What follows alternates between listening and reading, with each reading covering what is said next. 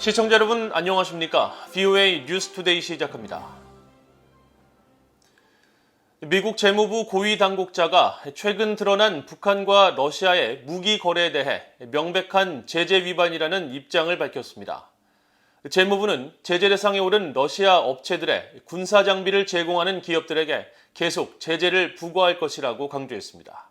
첫 소식 이조은 기자가 보도합니다.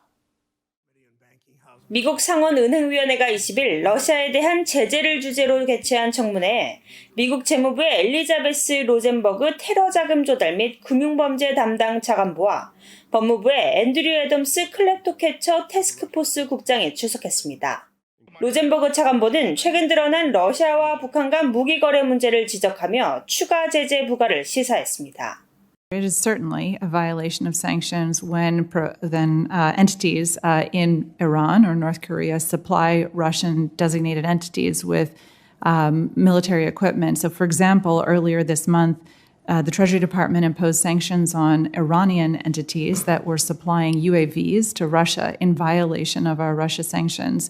And our approach here will be to continue to impose sanctions to hold accountable those suppliers to Russian designated entities. 러시아의 우크라이나 침공에 대응해 러시아 재벌을 제재하기 위한 목적으로 지난 3월 신설된 법무부 산하 TF 클랩토캡처를 이끌고 있는 애덤스 국장은 제재 국가들인 러시아와 이란, 북한의 제재 회피는 서로 연관돼 있다고 지적했습니다. What we see are efforts to evade sanctions in Russia, but they also tie into efforts to evade sanctions in Iran and North Korea. There are partnerships and growing partnerships in Iran and North Korea, in particular due to the success of our sanctions regime and the success of the export control regime. 앞서 미국 국방부의 패트릭 라이더 미국 대변인은 지난 6일 러시아가 탄약을 요청하기 위해 북한과 접촉했다는 징후를 갖고 있다고 밝혔습니다. 국무부의 베단트 파텔 국무부 수석 부대변인도 브리핑에서 러시아 국방부가 우크라이나에서 사용하기 위해 로켓과 포탄 수백만 발을 북한으로부터 구매하는 과정에 있다며 이번 구매는 러시아군이 수출 통제와 제재로 인해 우크라이나에서 심각한 보급 부족에 계속 시달리고 있다는 것을 보여준다고 지적했습니다. 한편 이날 상원 청문회에선 북한 해커들의 가상화폐 돈 세탁에 활용된 토네이도 캐시와 같은 가상화폐 믹서 서비스에 대한 제재 문제도 제기됐습니다. 로젠버그 차관보는 특히 이런 가상화폐 믹서 서비스에 대한 제재는 부패나 범죄 활동 자금을 세탁하려는 범죄를 억제하는 데 효과적이라면서 이런 제재를 통해 미국은 돈 세탁을 용납할 수 없다는 신호를 보낼 수 있다고 강조했습니다. VOA 뉴스 이존입니다.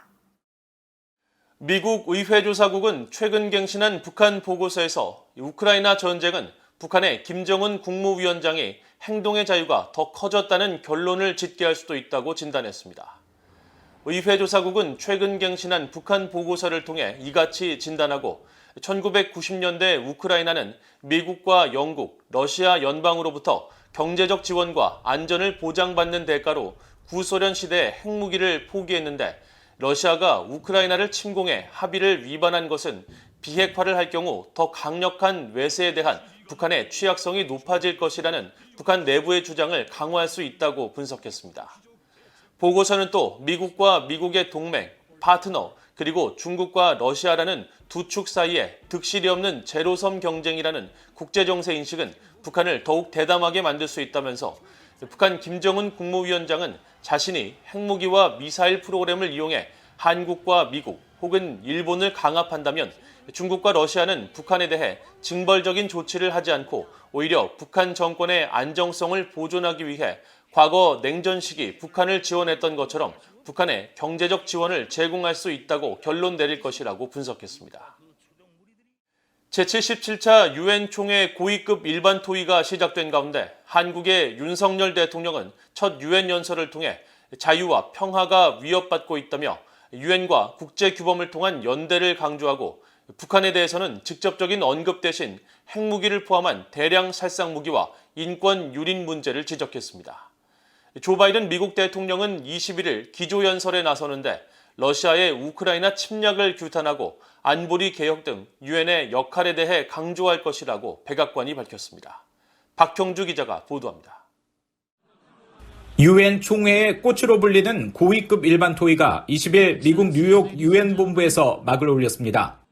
유엔 총회에 처음으로 참석하는 한국의 윤석열 대통령은 10번째로 연단에 올라 자유와 연대, 전환기 해법의 모색이라는 제목으로 연설했습니다. 윤 대통령은 특정 국가에 대한 언급 없이 핵무기와 인권 문제 등을 거론하며 평화와 자유가 위협받고 있다고 지적하면서 유엔 시스템과 보편적 국제 규범 체계를 바탕으로 한 연대를 해법으로 제시했습니다.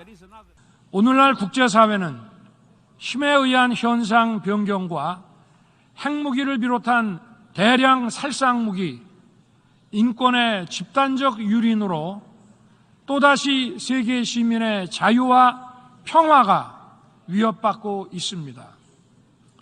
이러한 자유와 평화에 대한 위협은 유엔과 국제사회가 그동안 축적해온 보편적 국제 규범 체계를 강력히 지지하고 연대함으로써 극복해 나아가야 합니다. 윤 대통령은 또 대한민국이 국제사회의 책임 있는 일원으로서 자유와 국제사회의 번영을 위해 책임과 역할을 다할 것이라고 밝혔습니다. 유엔의 노력 덕분에 대한민국은 이렇게 성장할 수 있었습니다. 그러므로 대한민국은 세계 시민의 자유 수호와 확대, 그리고 평화와 번영을 위해 유엔과 함께 책임을 다하겠습니다. 윤 대통령은 이날 연설에서 자유를 21번, 국제사회를 13번 언급했으며 북한에 대한 언급은 하지 않았습니다. 이에 대해 한국 대통령실 고위 관계자는 핵무기를 비롯한 대량 살상 무기와 인권 문제를 언급한 것이 북한에 보내는 간접적 메시지라며 자유의 바탕을 둔 국제사회와의 연대라는 거시적 메시지 또한 대북 메시지로 해석할 수 있을 것이라고 설명했습니다. 윤석열 대통령은 연설 이후 안토니우 구테우스 유엔 사무총장과 만나 한반도 비핵화와 평화를 위한 유엔의 역할을 요청하고 보건과 기후변화 등 국제 현안에 대한 협력 방안도 논의했습니다. 조 바이든 미국 대통령은 21일 기조연설에 나섭니다. 바이든 대통령은 러시아의 우크라이나 침략을 규탄하며 국제사회에 계속된 연대를 촉구하고 국제 식량 안보와 공급망, 첨단 기술 문제 등에 관한 미국의 정책을 설명하는 한편 유엔 안보리 개혁 문제 등도 다룰 것이라고 백악관은 밝혔습니다. I expect that the president will speak substantively to the question of UN Security Council reform while he's in New York, whether he does so publicly or whether he communicates privately with the Secretary General and others. We're still working through today. 바이든 대통령은 21일 안토니우 구테우스 유엔 사무총장과 리즈 트러스 영국 신임 총리, 윤석열 한국 대통령 등과 개별 양자 회동을 진행할 예정입니다. VOA 뉴스 박형주입니다. 한국의 윤석열 대통령이 오는 22일부터 1박 2일 일정으로 캐나다를 방문할 예정인 가운데 캐나다 정부는 양자 정상회담에서 북한 등 한반도 현안과 공급망 협력 등 경제 안보 문제가 집중적으로 논의될 것이라고 밝혔습니다. 캐나다 외교부 대변인실은 20일 VOA에 쥐스탱 트리도 총리가 23일 수도 오타와에서 윤 대통령과 만나 공유된 우선순위를 논의하고 전기차 배터리와 주요 광물, 신흥기술 분야 협력을 비롯해 양질의 일자리 창출과 근로자 지원을 위한 공급망 확보 분야 등 경제 협력을 강화할 것이라고 강조했습니다. 또한 이번 회담에서 북한 문제를 포함한 한반도와 영내 안보 현안을 논의할 것이라며 북한의 해상활동 감시 저지 활동인 네온 작전을 비롯해 한반도 영내 안보와 관련해 양국의 지속적인 협력 방안을 모색할 것이라고 밝혔습니다. 한편 캐나다 토론토 대학도 VOA에 윤 대통령이 토론토대를 방문해 인공지능 분야 전문가를 만날 것이라며 이번 방문을 통해 디지털 강국이 되기 위한 방안과 함께 한국과 토론토의 인공지능 생태계 간 협력을 논의하고 궁극적으로 양국 간 번영과 사회 안녕을 증진할 것이라고 강조했습니다. 인권단체 국제 앰네스티가 한국의 문재인 정부 당시 강제 북송된 탈북어민 2명의 신원이 최근 밝혀진 것과 관련해 북한은 해당 어민들의 현재 생사 여부를 공개해야 한다고 밝혔습니다. 국제 앰네스티는 20일 관련 사안에 대한 VOA의 논평 요청에 북한 당국은 북송된 두 어민의 권리를 국제 인권 기준에 따라 보장해야 하며 그들이 공정한 재판을 받을 권리를 위해 생사 여부와 현재 위치 등을 조속히 공개해야 한다고 밝혔습니다. 한편 지난주 북한 자유이주민 인권을 위한 국제의원연맹 총회 참석차 미국을 방문한 한국 여당 국민의힘 국회의원들은 강제 북송 어민들의 이름과 나이 등 신원을 공개한 뒤 북한은 국제사회에 이들의 안위를 확인해 줄 것을 촉구했었습니다. 지난달 북한이 중국에 가장 많이 수출한 품목은 텅스텐 정광인 것으로 나타났습니다. VOA가 중국 해관총서의 북중무역 세부 자료를 살펴본 결과 북한은 8월 한 달간 중국으로부터 미화 1,158만 달러어치 총 987.79톤에 달하는 텅스텐광과 그 정광 제품을 수출했습니다.